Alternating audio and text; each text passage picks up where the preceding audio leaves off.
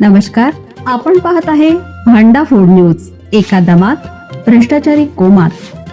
Social media, कर्जबाजारी, गुन्हेगारी, सट्टेबाजी, चोरी, मटका, जुगार, दारू, सावकारशाही, न्यायाच्या प्रतीक्षेत प्रशासन. भांडाफोड न्यूज.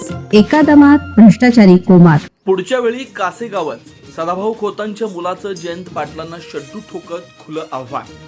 महाराष्ट्र राज्यातील 12 जिल्हा परिषद आणि 125 पंचायत समितींच्या निवडणुकीचा निकाल 9 फेब्रुवारी रोजी जाहीर झाला. या जिल्हा परिषद आणि पंचायत समितींच्या निवडणुकीत राज्यात भाजपचा वर्चस्व पाहायला मिळाला.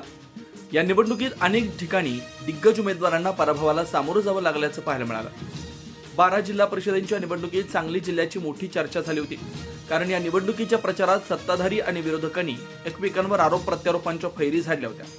सांगली जिल्ह्यात राष्ट्रवादी काँग्रेस, शरद पवार गट आणि महायुतीतील नेत्यांमध्ये जोरदार कलगीतुरा रंगल्याचं पाहायला मिळालं होतं. सदाभाऊ खोत आणि जयंत पाटील यांनी एकमेकांवर जोरदार टीका केली होती. जयंत पाटील हे लवकरच भाजपात येतील असं सदाभाऊ खोत यांनी म्हटलं होतं, तर त्यांच्या टीकेला प्रत्युत्तर देताना सदाभाऊ कुणाचेच होणार नाही असं जयंत पाटलांनी म्हटलं होतं. दरम्यान आता सदाभाऊ खोत यांचे पुत्र सागर खोत यांनी जयंत पाटलांना शड्डू ठोकत खुलं आव्हान दिलंय. सदाभाऊ खोत यांचे पुत्र सागर खोत यांचा एक व्हिडिओ सोशल मीडियावर व्हायरल होतोय.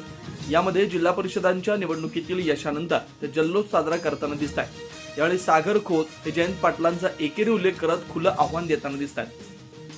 सागर खोत यांनी म्हटलं की ज्यांना तू बेटा म्हणालास त्यांचा मी बेटा आहे बेटा. पुढच्या वेळी कासेगावचं पार्सल कासेगावला पाठवणार असं म्हणत सागर खोत यांनी जयंत पाटील यांना खुलं आव्हान दिलंय.